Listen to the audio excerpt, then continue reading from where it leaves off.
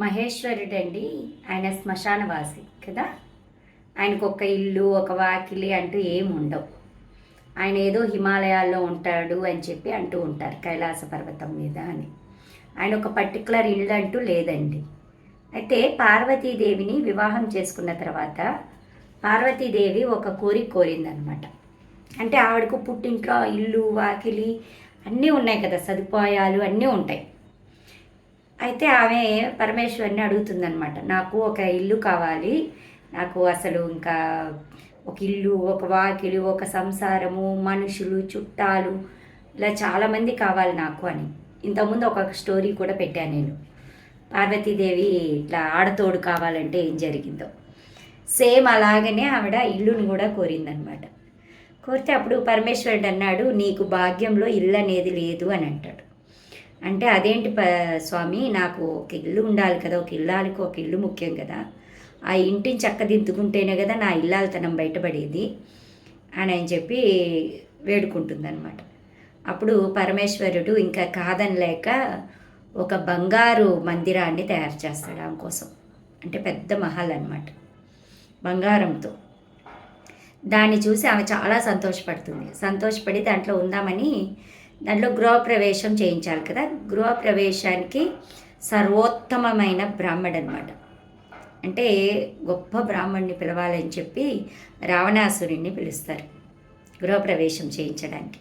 అప్పుడు రావణాసురుడు ఆ మహల్ని చూసి ఆశ్చర్యపోతాడనమాట. ఇంత అద్భుతంగా ఉంది, ఇది నా సొంతమైతే ఎంత బాగుంటుంది అని చెప్పి. ఈ పరమేశ్వరుడికి పరమభక్తుడు కదా రావణాసురుడు ఏది అడిగినా పరమేశ్వరుడు కాదనలేడు. సో ఆ వీక్నెస్ ఈ రావణాసుడికి బాగా తెలుసు. అందుకని దక్షిణ పెట్టాల్సిన టైం వస్తుందన్నమాట. అప్పుడు రావణాసుడు దక్షిణగా, నాకు ఈ బంగారు మందిరం నాకు దక్షిణగా ఇచ్చేసే, నేను తీసుకొని వెళ్ళిపోతాను అని అడుగుతాడు. ఇంకా పరమేశ్వరుడు భక్తుడు ఏది అడిగితే అది ఇచ్చేస్తాడు, వెనక ముందు చూడు. సో అందుకని ఆ మందిరాన్ని రావణాసుడికి ఇచ్చేస్తాడు. దాన్ని తీసుకెళ్ళి, ఆ బంగారు మందిరాన్ని తీసుకెళ్ళి లంకలో పెట్టేసుకుంటాడు. ఆ లంకలోనే స్వర్ణ మందిరం అనేది రావణాసుడికి ఏర్పడుతుంది.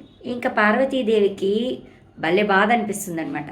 అంటే నాకు ఇంటి భాగ్యం లేదనేది నిజము అని చెప్పి బాధపడుతుందనమాట. బాధపడి మనకు దక్కంది ఎప్పటికీ మనకు దక్కదు అని చెప్పి రియలైజ్ అవుతుందన్నమాట. అయినా కానీ ఆమెకు చాలా కోపం వస్తుంది రావణాసుడి మీద. ఇంకేం చేస్తాము అనుకుంటే, ఆమె రామ అవతారంలో, అంటే రాముడు ఉన్నప్పుడు ఆంజనేయ స్వామి అంటే ఎవరో కాదు, శివుడు. ఆయన శివరూపమే, ఆంజనేయ స్వామి అంటే శివుడే. ఆయన తోక భాగంలో ఉండేది పార్వతీదేవి. కాబట్టి ఆమె శపిస్తుందన్నమాట. అప్పుడే శపిస్తుంది రావణాసుడు, ఆ లంకను నేను తగలబెట్టేస్తాను అని. అంటే ఆమె మందిరం కదా అది, దాన్ని నేను తగలబెట్టేస్తాను అని చెప్పి అంటుందన్నమాట. అని చెప్పి ఆ శివుని తోక భాగంలో ఉన్న పార్వతీదేవి రామ అవతారం ఉన్నప్పుడు ఆ లంక మొత్తాన్ని తగలబెట్టేస్తుంది, ఆ మందిరాన్ని మొత్తాన్ని. అంటే దీని అర్థమైంది, దొంగగా సంపాదించుకున్నది కూడా నిలబడదు, దొంగగా సంపాదించుకున్నది నిలబడదు, మరియు మనకు దక్కంది మనకు ఎప్పటికీ దక్కదు. ఆ రెండు వాస్తవాలు. ఇది దీనిలో నీతి.